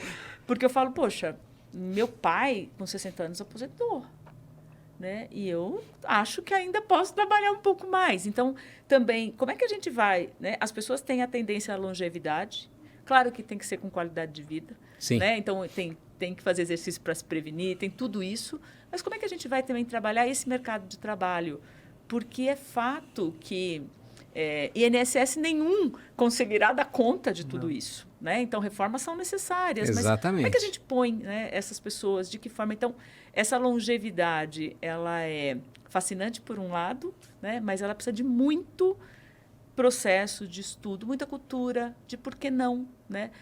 Por que não? A gente tem hoje, acaba tendo nas empresas, né, se eu pegar na nossa realidade, recentemente a minha área de engenharia clínica contratou uma pessoa de 58 anos. E o pessoal comemorou. Eu pensei, gente, isso devia ser normal. No tempo mas de não hoje... é. Entendeu? Porque você fala, poxa, tem 58 anos, acabou de ser contratado. Mas se não é normal hoje, em breve será. Tem que ser. É isso aí. Porque em várias situações, os 60 a mais, né, que em breve estaremos nele, ele traz a experiência, traz as vivências e traz uma contribuição enorme, não só para as empresas, como para as sociedades. Assim como a juventude traz essas experiências também. Então, essa combinação de coisas é super importante. A diversidade entrega, é isso aí. Exatamente. Entrega muito, concordo. Então, nesse ponto, a medicina e a evolução da medicina, dos tratamentos, dos medicamentos e também mapeamentos genéticos e tudo mais que você muito bem explicou aqui, ela traz essa longevidade com qualidade de vida. Então, eu acho que a sociedade vai ser diferente no futuro. Eu vou ver o caso da França, né? 60 anos para se aposentar, aumentaram para 62 anos. E foi aquele... Está sendo protesto, atrás de protesto. Mas, gente, é matemática, como você falou, é matemático. É igual, por exemplo, eu vou dar uma opinião aqui, pessoal, para fazer uma comparação. A gente tem no Brasil, no dia que a gente está gravando esse episódio, 13,75 de taxa de juros. Mas a nossa inflação está em 5, está em 4, 5 agora, né? Tinha que ter um teto. Tá bom, a inflação está em 4, 5, então a taxa de juros vai a 7, 2 pontos a mais. Qual é a lógica de ser 13? Quebra todo o varejo, né? E é um outro tema, né? A mesma coisa é isso. Deveria ter um índice como se fosse um índice FIPE, um índice... FIPE é maneira de falar, sei lá, um IPCA da idade média da população. Já tem isso, né? O IBGE faz isso, mas deveria fazer isso até... Acho que tem que fazer isso talvez até por estado, por tipo de trabalho, tipo de vida também. Mas que tivesse um estudo sobre a idade, quantas pessoas estão vivendo, e tivesse uma margem ali, tá bom, então daqui a 10 anos, quanto é que tá a idade para se aposentar? Daqui a 10 anos, a idade para se aposentar na sua região, com a atividade que você exerce, a sua idade para se aposentar é 70. Mas caramba, graças a Deus, eu tô vivo, né? Devia até aqui, né? Mas isso também é como você falou, né? A gente tem que trabalhar o mercado de trabalho também para aceitar isso. Sim. Então é uma coisa estrutural. Exatamente. Né? Você viu que funcionou a distração do RNA, né? Resolveu. Gente, se você não sabe, bote outro assunto na mesa. Pergunte para quem saiba e rapidamente desvie o assunto. Mude de assunto. Isso aí. Obviamente, que a Lilian conhece o assunto, que é um tema que é muito novo, né? Que é a questão da vacina da Covid. Então... dizem que o RNA, eu também não tenho certeza, nem ela tem, ninguém tem, mas dizem que a gente vai conseguir ter uma vacina, um medicamento que vai conseguir mexer com aquela célula específica que você pode vir a ter um câncer, né? Então, é um tema difícil mesmo. A gente tem que chamar um especialista disso lá do BP. Pronto. Do Santa Catarina. Ó, Benedito é o cara. Vai ter assunto para um próximo podcast. Isso aí, vamos deixar um gancho. Eu queria fazer só um resumo, é uma coisa que eu queria começar a fazer a partir de agora. A gente falou um pouco sobre o modelo de saúde. A gente falou de vocês, a história de vocês, mas a gente falou de modelo de saúde. Que o ideal seria que o SUS trabalhasse em conjunto com a iniciativa privada. Talvez o SUS fizesse um primeiro atendimento, depois a especialidade fosse do hospital. E emergência, claro, acho que o SUS, intensivistas, ele tem bastante. Acho que isso é uma coisa do SUS mesmo. Leitos de UTI numa emergência, como a gente teve no SUS agora, da Covid, também foi importante. Mas a questão de diagnóstico e especialidade deveria estar na parte privada, que vai ter muito mais qualidade. Olha que interessante, o Brasil tem um hospital alemão, um hospital português, um hospital alemão e português, tem mais um. Tem um sírio-libanês, tem um israelita. Exatamente. Tem japonês. Tem japonês. Cara, é absolutamente incrível. E não dá pra gente olhar para esses hospitais achando que são empresas que estão visando lucro, que não é verdade. São entidades que são sérias mesmo. E que não existe lá um bilionário ganhando dinheiro atrás disso. Não é o caso. Então, vamos apoiar. O SUS deveria, sim, estar grudado nessas empresas, porque, enfim, são empresas que estão ali fazendo um trabalho genuíno, lindo, maravilhoso, como vocês fazem lá no BP, inclusive com atendimentos que vocês fazem filantropicamente lá. Então, falamos também sobre cyber, a parte das senhas, o cuidado com a sua chave de casa, bem lembrado pelo Jesus.